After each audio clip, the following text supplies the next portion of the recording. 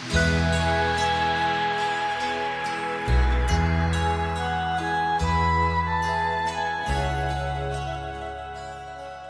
dia, mais um dia, mais uma mensagem, mais uma vez meditando na Palavra de Deus. Mais uma vez aqui nós procuramos conhecer a vontade de Deus para cada um de nós, procurando aprender, conhecer a vontade de Cristo para nós colocarmos em prática. Hoje a nossa meditação vai se dar através ali do Evangelho de Lucas. O Evangelho de Lucas é o terceiro Evangelho, Mateus, Marcos e Lucas. Vamos começar logo no capítulo 1. Lucas, nós sabemos que era um médico na sua época. Ele não andou com Jesus, ele não foi um apóstolo, ele não esteve ao lado do Senhor, ele veio se unir à igreja após a morte e a ressurreição de Jesus. E ele mesmo fala que ele era um cientista da época, e o relato dele não foi o que ele presenciou, mas sim aquilo que ele investigou. Vamos conhecer a vontade dele, porque hoje nós vamos conhecer um pouco mais do que pouco é falado, que foi João Batista. Como eu já fiz uma mensagem, ele foi um mártir, morreu por causa do Evangelho. Ele morreu defendendo o casamento como sendo único. Versículo 1. Tendo em vista que muitos já se empenharam em elaborar uma narrativa histórica sobre os eventos que se cumpriram entre nós, conforme nos transmitiram os que desde o princípio foram testemunhas oculares dos fatos e servos dedicados à palavra. Eu pessoalmente investiguei tudo em minúcias a partir da origem e decidi escrever-te um relato ordenado ao excelentíssimo Teófilo. E isso para que tenhas plena certeza da verdade que a ti foram ministradas. Ele começa dizendo que já sabe que muitos já tinham escrito, feito relato dos últimos acontecimentos, mas agora ele estava procurando, ele investigou junto aos que foram testemunhas oculares e servos de Cristo, servos da palavra. E nós estamos falando de Pedro, estamos falando de João, estamos falando de Tiago, de todos aqueles que viveram junto. Então ele pegou, ele investigou, ele interrogou e anotou e escreveu o relato a partir desses depoimentos. No versículo 3 ele diz: eu pessoalmente investiguei tudo em minúcias a partir da origem e decidi escrever-te um relato ao excelentíssimo Teófilo. Nós sabemos que esse Teófilo, mas assim como nós vemos aqui no Evangelho, ele faz um relato endereçado a esse Teófilo. Também nós veremos a mesma coisa no livro de Atos, Atos dos Apóstolos, porque também foi escrito pelo médico Lucas. E ele também endereça a esse Teófilo que não sabemos quem é. Ele no 4 ele fala que isso para que tenha plena certeza das verdades que a ti foram ministradas. Por ser Lucas um cientista da época, o médico, ele investigou, ele colocou no papel, ele escreveu, ele detalhou fatos muito maiores do que Mateus, do que Marcos, do que João. Ele foi além. Todos os outros evangelhos começam a partir de Jesus. Ele não, ele já foi buscar até na origem do João Batista, aquele que veio como preparador do caminho. Muito bem, aqui no versículo 5 ele diz assim: na época de Herodes, rei da Judéia, havia um certo sacerdote chamado Zacarias, que fazia parte do grupo sacerdotal de Abias. E Isabel, sua esposa, também era uma das descendentes de Arão. Os dois andavam em justiça e aos olhos de Deus e obedeciam de forma irrepreensível a todos os mandamentos e doutrinas do Senhor. Então ele nos traz memória que na época do rei Herodes, quando era rei da Judéia, tinha um dos sacerdotes, que naquela época nós sabemos que da época da lei, para ser sacerdotes, tinha que ser da tribo, da família, descendente de Levi. Tá? E que este, não somente ele, como a esposa Isabel também era descendente dessa tribo, então eram legítimos como sacerdotes, e principalmente porque eram pessoas praticantes. Este casal era um casal praticante da palavra de Deus. Vivia de acordo com os preceitos do Senhor, com a doutrina do Senhor. Não com outro tipo de doutrina, com a doutrina do Senhor. Por que nós afirmamos? Que está na palavra. Nós só afirmamos aquilo que está na palavra, no verbo. Contudo, eles não tinham filhos, porque Isabel era estéril e ambos eram avançados em idade.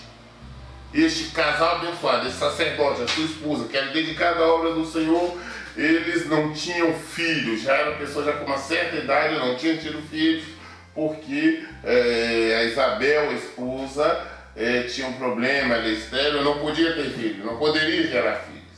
Por esse motivo não tinha filhos. É isso que a palavra está nos dizendo. Em certa ocasião, quando o seu grupo estava em serviço, Zacarias ministrava como sacerdote diante de Deus. Ele foi escolhido por sorteio, de acordo com a tradição do sacerdócio, para ter acesso ao altar do Santo dos Santos e ali oferecer a queima de incenso.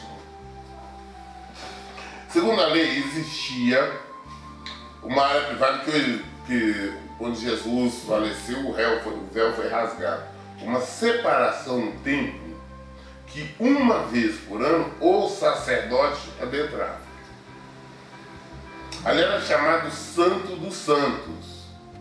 E só poderia entrar o sacerdote. Para entrar ali, ele não poderia estar em pecado, ter cometido pecado. O lugar Santo dos Santos era ali onde estava a arca, ali onde simbolizava o altar do Senhor. A coisa era tão séria que o sacerdote, para adentrar lá, ele adentrava com uma corda amarrada na cintura, a ponta ficava lá de fora na mão das pessoas, e ao redor dele, na cintura, tinha sinos, pequenos sinos, que faziam constantemente barulho, porque o tempo que ele estava lá dentro, que ele estava ministrando, que ele estava ofertando incenso, cada movimento fazia barulho, aquele sino, e as pessoas do lado de fora não sabiam que ele estava vivo. Porque quando parava, é que ele teria morrido. Se estivesse em pecado, ele morria. E como não poderia, ninguém pode entrar lá, se entrasse morreria, se tivesse pecado, então ele era puxado pela corda do corpo desse sacerdote. Então essa era a função do sino, para mostrar que ele estava vivo, que ele estava se movimentando. Parou de movimentar, puxado pela corda, porque estava morto. Então, nesse dia, por exemplo, coube a ele, nesse turno, coube a Zacarias estar ministrando no Santo do Santo, no lugar, no altar do Senhor. E olha que esse lugar Santo dos Santos não era todos os dias, não era uma vez por ano somente que o sacerdote trabalhava para queimar incenso. Era um evento no tempo, era um evento Israel. Ele foi escolhido por sorteio de acordo com a tradição do sacerdote para ter acesso ao altar Santo dos Santos. Ele oferecia queima de incenso. E chegando o momento da oferta do incenso, uma multidão de pessoas estava orando do lado de fora. Foi então que um anjo do Senhor apareceu a Zacarias à direita do altar do incenso. Assim que Zacarias o viu, ficou perplexo e com grande temor. E grande temor dominou completamente. Então ele estava lá dentro sozinho. Quem estava lá fora não via o que estava acontecendo lá dentro. Ele também não, porque tinha um véu. Um véu era extremamente grosso, né? Era uma coisa realmente muito pesada, né? Não tinha, as pessoas não tinham acesso, estava lá. E ele ali oferecendo incenso ao Senhor, as pessoas lá de fora orando, as pessoas lá de fora clamando ao Senhor. Então de repente ele olha e se depara com um anjo ali no altar do incenso. Claro que ele ficou com medo. Temor, medo, foi o que ele sentiu. Porque o que ele esperava, que tipo de notícia, o que o anjo veio fazer? Será que veio por ordem do Senhor para recolher? Será que tinha algum pecado oculto que ele não lembrava? Será que ele estava para morrer? Tudo isso passou na mente.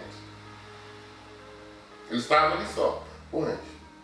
E quando ele viu, ele se assustou, ele teve medo. Muito bem.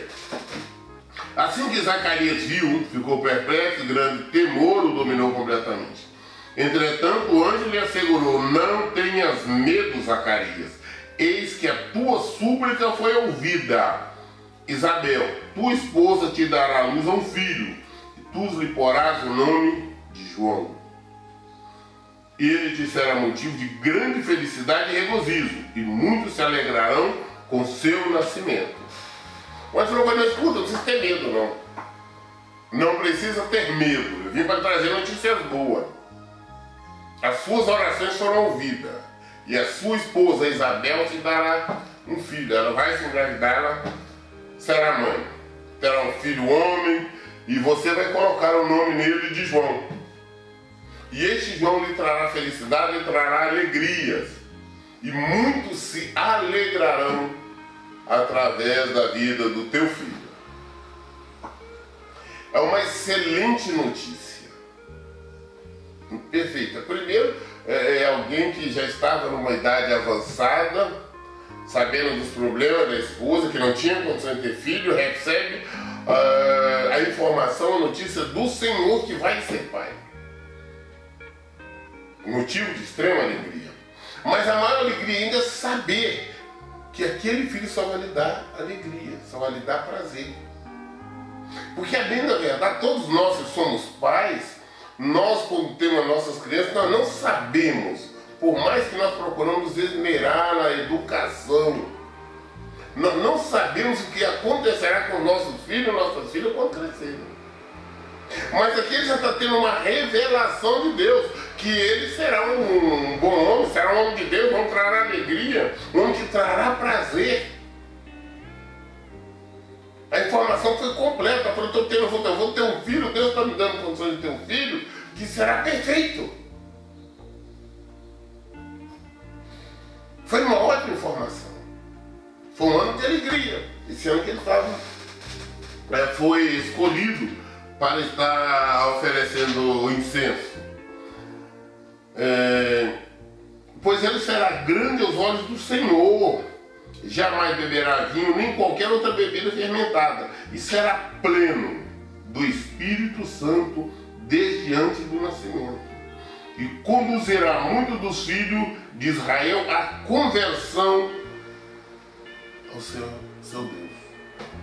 Olha, esse teu filho não vai beber, não vai beber absolutamente nenhum tipo de bebida alcoólica.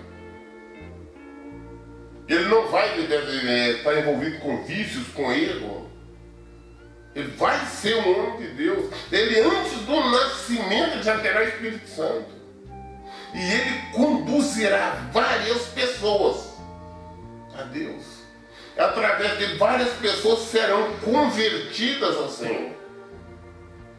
Várias pessoas se renderão aos pés do Senhor através dos ensinos, pregações, enfim, das ações dele. Veja que alegria e felicidade um sacerdote, um homem de Deus, receber a notícia com alegria que vai ser pai. A coisa é tão grande que começa a ter duvidar. Caramba, a coisa é perfeita. Recebendo a notícia que ele vai ser pai, que o filho dele vai ser um homem de Deus.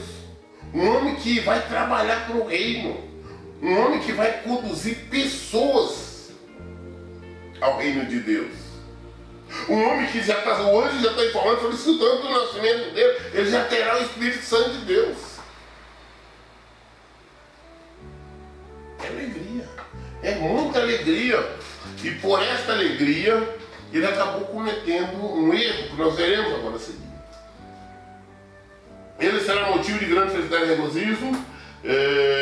Ele avançará na presença do Senhor no mesmo espírito e poder do Elias, com o propósito de fazer voltar o coração dos pais a seus filhos e os desobedientes à sabedoria do justo, deixando o povo preparado para o Senhor. Quando fala no espírito de Elias, Elias foi considerado o maior profeta do Antigo Testamento, na Bíblia. Até nessa época não existia. A nova aliança foi através de Jesus. Então é considerado, então, para ali, para o povo ali, o maior profeta tinha sido Elias. Então ele vai para Elias, nós conhecemos a história dele, fez com que ficasse 3 anos sem chover, ele foi alimentado pelos corvos, ele foi que lutou, combateu com Jezabel ameaçou de morte, enfim. Todos tinham um grande respeito pelo profeta Elias. A história falava muito sobre ele. Então eles falaram, ele vai ter o mesmo espírito do profeta Elias. Então já está falando que ele será um profeta. Então o pai já está sendo informado que o filho de seu filho será um profeta, terá o Espírito Santo, conduzirá muitos à presença do Senhor e pregará e chamará muitos desobedientes, pessoas que vivem em pecado, em desobediência, em rebeldias, à presença do Senhor. Fará com que muitos se convirtam, com que muitos voltem ao Senhor, para que deixará uma preparação para quando o Senhor vir, para quando Jesus vir e encontrar um povo já sabendo quem ele era, sabendo quem era Deus, sabendo mais sobre o reino de Deus. Esta foi a função de João Batista. Já foi avisado antes do seu nascimento, deixando preparado para o Senhor. Então Zacarias indagou do anjo: como poderei certificar-me disso? Pois já sou idoso, a minha esposa igualmente de idade avançada. Ao que o anjo lhe replicou: sou Gabriel, aquele que está permanentemente na presença de Deus, e fui encarregado de vir falar e transmitir-te essas boas notícias. Porém, eis que permanecerá em silêncio, pois não conseguirás falar até o dia em que venhas a ocorrer tudo quanto te revelei, porquanto não acreditastes nas minhas palavras, os quais no seu devido tempo se cumprirão. O sacerdote Zacarias recebeu notícia tão grandiosa, uma notícia tão grande, maravilhosa, que ele falou: não, peraí, você desculpa aí, mas como eu terei certeza que isso vai acontecer? Eu já sou velho, eu tenho idade, minha mulher também tem idade avançada. Como é que eu vou ser pai? Como que ela vai ser mãe? Como é que tudo essa grandeza vai acontecer? Ele questionou, ele teve dúvidas. E quando nós temos dúvida das coisas, nós pagamos um preço. Não podemos duvidar. E quando ele teve essa dúvida, o anjo falou: não, tá, vou dizer para você, eu sou Gabriel. Eu assisto direto diante do Senhor Deus. Eu fui enviado só para dar essa informação, só para dar essa notícia. Mas como você duvidou, você vai ficar mudo. A partir de agora vai ficar calado, ficar mudo. Você não vai conseguir falar nada até o dia que isso acontecer. Você não falará, porque você duvidou. Mas tudo que ele disse vai acontecer. E a prova é essa, que você vai ficar mudo. Nós ainda temos, gente, nós temos que aprender. Quando nós vemos as coisas do Senhor, vemos. Hoje o Senhor nos fala pela palavra, como está na própria palavra dele. Nós sabemos que ele não falou, mas às vezes é uma notícia tão grande É algo tão maravilhoso que nós não acreditamos que é possível acontecer. Ah não é impossível isso acontecer hoje no mundo, não tem condição de acontecer. Quando nós pensamos assim, quando nós procedemos assim, nós já estamos duvidando direto do Senhor. E aí a dúvida tem consequência. Todas as vezes que duvidamos do Senhor, duvidamos da palavra dele, tem consequência. Zacarias, como enquanto isso o povo estava aguardando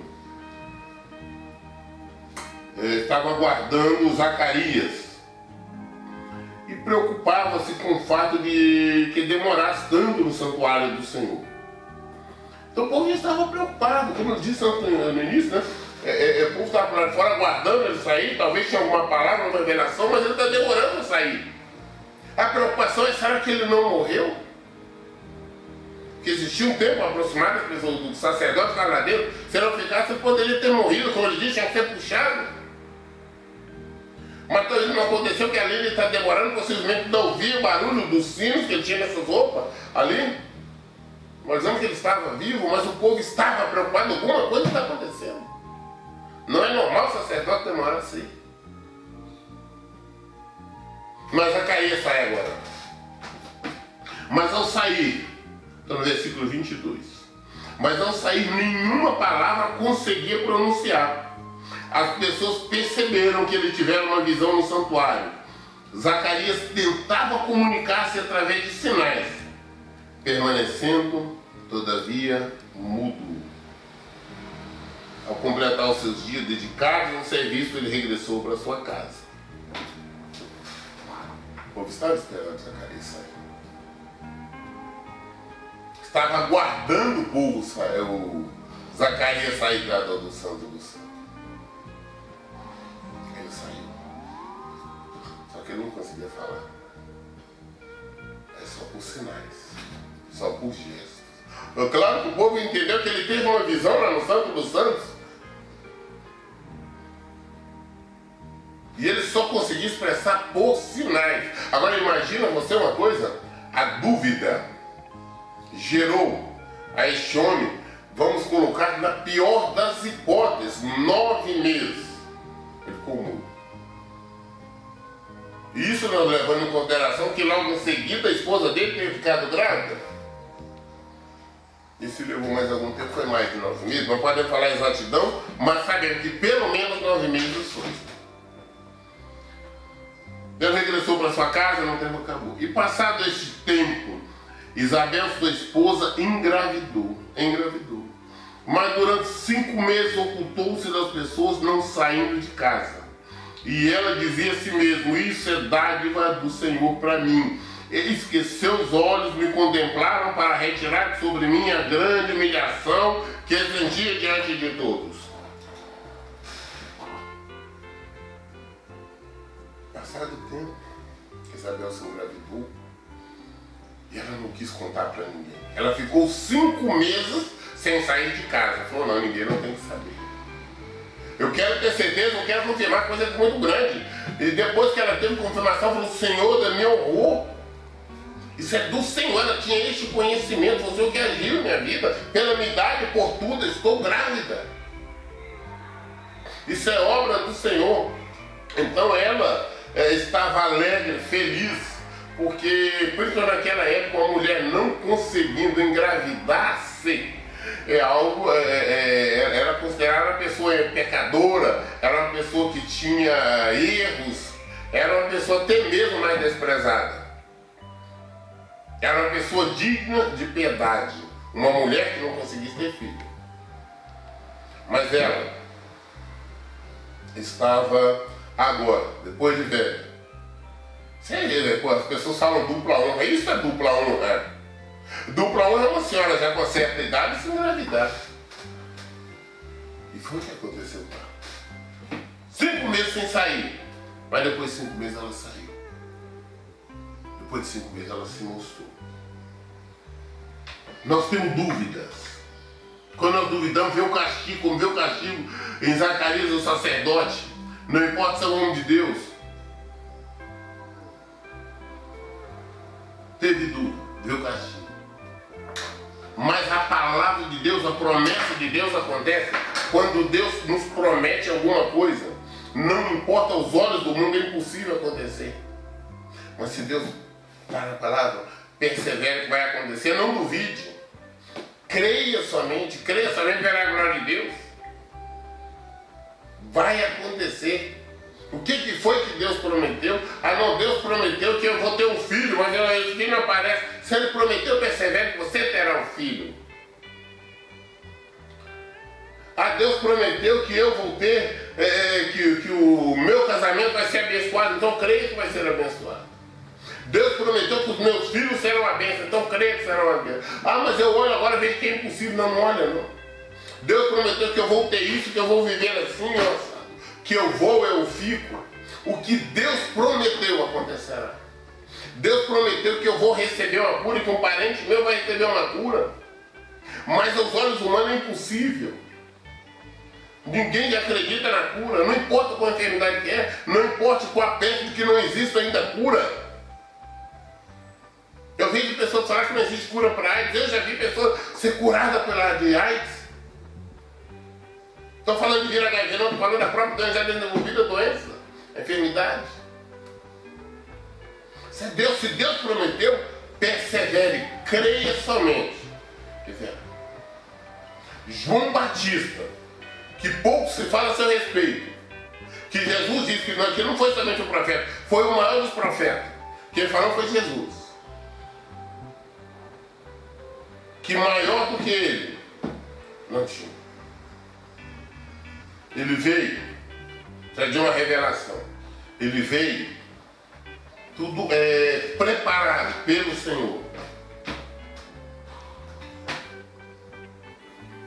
Então no 6º mês, Deus enviou o anjo Gabriel para Nazaré, uma cidade da Galileia. Ela estava no 6º mês. Isabel está no 6º mês de gravidez. Mas agora Deus enviou o anjo dele para falar com uma virgem, para uma moça ainda, e uma jovem ainda, que está lá em Nazaré. Há uma virgem prometida em casamento a certo homem chamado José, descendente de Davi, e o nome da virgem era Maria.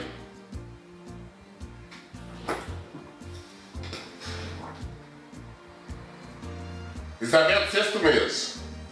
Agora Deus dá uma outra missão para o anjo Gabriel. Vai lá.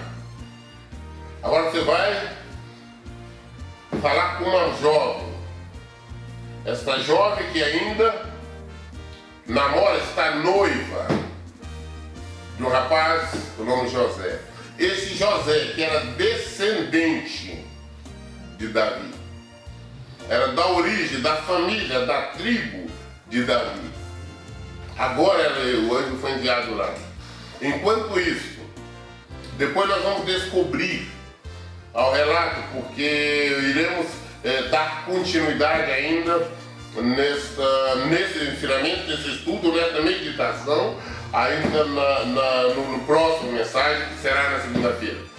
Mas o que nós iremos entender, que esta jovem lá era prima de Isabel, da mulher do sacerdote Zacarias, que nós vamos descobrir que em todo o Novo Testamento Deus somente avisou sobre os 2 nascimentos, João Batista e Jesus. João Batista, aquele que veio preparar o caminho do Senhor. Aprendemos que não devemos duvidar. Estamos aprendendo sobre João Batista, que ele veio sobre uma promessa do Senhor, uma revelação do Senhor aos seus pais. Aprendemos que os seus pais eram homens, um casal, melhor dizendo, temente a Deus. Estamos aprendendo que não podemos duvidar, que as dúvidas em relação à palavra do Senhor tem castigo, tem um preço. Segunda-feira nós vamos dar continuidade. Aqui, hoje nós paramos, nós vamos continuar a partir do versículo 28. Hoje nós encerramos aqui. Espero que vocês estejam acompanhando e entendendo. Estamos falando somente de palavra de Deus, do Evangelho. Por isso eu digo, leia e pratique a Bíblia. Que Deus abençoe. Fique em paz.